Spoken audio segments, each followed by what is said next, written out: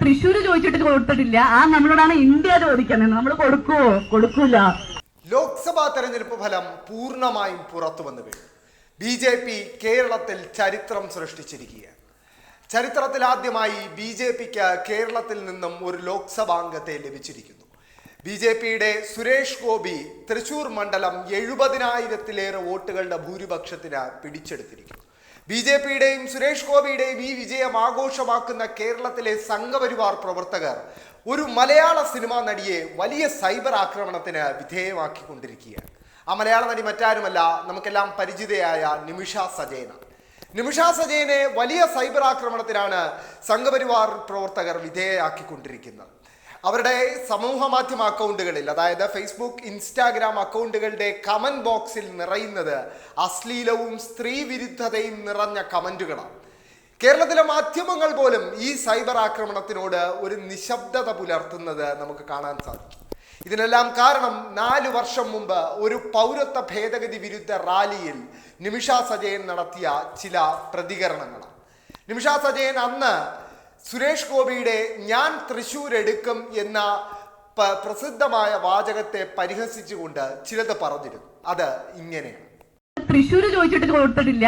നമ്മളോടാണ് India ചോദിക്കുന്നത്. നമ്മൾ കൊടുക്കുവോ? കൊടുക്കൂല. തൃശ്ശൂർ ചോദിച്ചിട്ട് കൊടുത്തില്ല.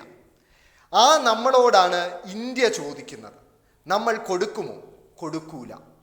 ഇതായിരുന്നു നിമിഷ സജയൻ അന്ന് പൗരത്വ ഭേദഗതി വിരുദ്ധ റാലിയിൽ പ്രസംഗിച്ചത്. ആ പ്രസംഗത്തിന്റെ, ആ വാചകത്തിന്റെ പേരിലാണ് ഇപ്പോൾ നിമിഷ സജയൻ അതിക്രൂരമായ ഒരു സൈബർ ആക്രമണത്തിന് വിധേയമായിക്കൊണ്ടിരിക്കുന്നത്. അവർക്ക് അവരുടെ സമൂഹ മാധ്യമങ്ങളിലെ അക്കൗണ്ടിലെ കമന്റ് ബോക്സ് പൂട്ടേണ്ട ഒരു അവസ്ഥ പോലും ഉണ്ടായിരിക്കുകയാണ്. സൈബർ ആക്രമണത്തിന് സംഘപരിവാറുകാർ ഇതിനു മുൻപും പല മലയാള സിനിമാ പ്രവർത്തകരെയും വിധേയരാക്കിയിട്ടുണ്ട്. അതിനുള്ള കാരണം പലപ്പോഴും സംഘപരിവാറിനോട് വിയോജിക്കുന്നതും സംഘപരിവാർ ആശയങ്ങളോട് എതിർപ്പ് പ്രകടിപ്പിക്കുന്നതുമായിരുന്നു. ഇത്തവണയും ഒട്ടും വ്യത്യസ്തമല്ല. നിമിഷ സജയൻ അന്ന് സംഘപരിവാറിനോടുള്ള തൻ്റെ വിയോജിപ്പ് വ്യക്തമാക്കി എന്ന ഒറ്റ കാരണത്തിന്റെ പേരിലാണ് നിമിഷ സജയൻ ഇത്ര ക്രൂരമായൊരു സൈബർ ആക്രമണത്തിന് വിധേയമായിക്കൊണ്ടിരിക്കുന്നത്. എന്തായാലും സുരേഷ് ഗോപി തൃശ്ശൂർ എടുത്തിരിക്കുകയാണ്. സുരേഷ് ഗോപി പറഞ്ഞ പോലെ തൃശ്ശൂരിൽ വലിയ ഭൂരിപക്ഷത്തിൽ തന്നെ സുരേഷ് ഗോപി വിജയിച്ചു കയറി. പക്ഷേ സുരേഷ് ഗോപി തൃശ്ശൂർ എടുക്കുകയായിരുന്നില്ല. കോൺഗ്രസ് സുരേഷ് ഗോപിക്ക് തൃശ്ശൂർ കൊടുക്കുകയായിരുന്നു. അതിന് കണക്കുകൾ തെളിവായുണ്ട്. കൃത്യമായി പറയുകയാണെങ്കിൽ 2019 വലിയ തരംഗം BJPക്ക് അനുകൂലമായും കോൺഗ്രസിന് അനുകൂലമായും ആഞ്ഞടിച്ച തെരഞ്ഞെടുപ്പിൽ കോൺഗ്രസ് സ്ഥാനാർത്ഥിയായ TN പ്രതാപനായിരുന്നു അവിടെ നിന്നും വിജയിച്ചു കയറിയത്. അന്ന് TN പ്രതാപന് ലഭിച്ച വോട്ടെന്ന് പറയുന്നത് 4,15,089 വോട്ടായി. ഇത്തവണ 3ാം സ്ഥാനത്തേക്ക് പിന്തള്ളപ്പെട്ട പ്രമുഖ കോൺഗ്രസ് നേതാവും തൃശൂർ മണ്ഡലത്തിലെ കോൺഗ്രസ് സ്ഥാനാർത്ഥിയുമായ മുരളീധരന് ലഭിച്ചത് വെറും 3,28,124 വോട്ട് മാത്രമാണ്. അതായത് 86,000-ലേറെ വോട്ടിന്റെ, അതായത് ഏകദേശം 1,00,000-ഓളം വോട്ടിന്റെ കുറവ് കോൺഗ്രസിനുണ്ടായിരിക്കുന്നു. ഇനി BJPയുടെ വോട്ട് വിഹിതം വർദ്ധിച്ചത് എങ്ങനെയാണെന്ന് പരിശോധിക്കുകയാണെങ്കിൽ 2019 ഇതേ സുരേഷ് ഗോപി സ്ഥാനാർത്ഥിയായപ്പോൾ തൃശൂർ ലോക്സഭാ മണ്ഡലത്തിൽ സുരേഷ് ഗോപിക്ക് ലഭിച്ചത് 2,93,822 വോട്ടാണ്. അതായത് 3,00,000-ൽ താഴെ വോട്ട്.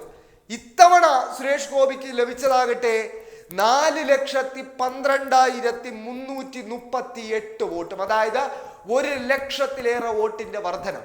ഇനി ഈ വോട്ട് കോൺഗ്രസുകാർ ചിലർ പ്രചരിപ്പിക്കുന്ന പോലെ CPM-ന്റെയും CPI-യുടെയും അക്കൗണ്ടിൽ നിന്നാണ് പോയത് എന്ന ഒരു ആരോപണം ഉയർന്നിട്ടുണ്ട്. പക്ഷെ ആ ആരോപണം സത്യമല്ല എന്ന് ഇതേ കണക്കുകൾ സൂചിപ്പിക്കും.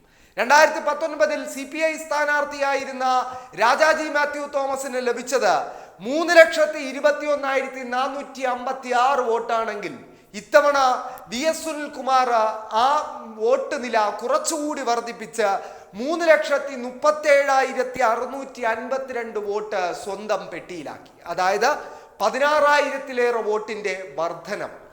അപ്പോൾ CPM-ന്റെയും CPI-യുടെയും ഇടതുമുന്നണിയുടെയും വോട്ടുകൾ സുശക്തമായി അവിടെ തന്നെ ഉണ്ടായിരുന്നു എന്ന് മാത്രമല്ല, അതിൽ വർധനം ഉണ്ടാവുകയും ചെയ്തു. പക്ഷേ കോൺഗ്രസിന്റെ വോട്ടുകൾ ഒരു ബ്ലോക്കായി BJPക്ക് പോകുന്ന കാഴ്ചയാണ് തൃശ്ശൂർ നമ്മൾ കണ്ടത്. എന്താണോ നേമത്ത് സംഭവിച്ചത്, 2016 നേമത്ത് എന്താണോ സംഭവിച്ചത് അത് തന്നെയാണ് തൃശൂർ സംഭവിച്ചിരിക്കുന്നത്. എന്തായാലും സുരേഷ് ഗോപിയുടെ വിജയം ആഘോഷമാക്കുന്ന സംഘപരിവാർ പ്രവർത്തകർ നിമിഷ സജയൻ എന്ന മലയാള സിനിമാ നടിയെ വലിയ സൈബർ ആക്രമണത്തിനാണ് വിധേയയാക്കിക്കൊണ്ടിരിക്കുന്നത്. ഈ സൈബർ ആക്രമണത്തോട് മാധ്യമങ്ങൾ പോലും തികഞ്ഞ നിശബ്ദതയാണ് പുലർത്തുന്നു എന്നത് ഏറെ അപകടകരമായ ഒരു അവസ്ഥയെ സൂചിപ്പിക്കുന്നു എന്ന് പറയാതെ വയ്യ.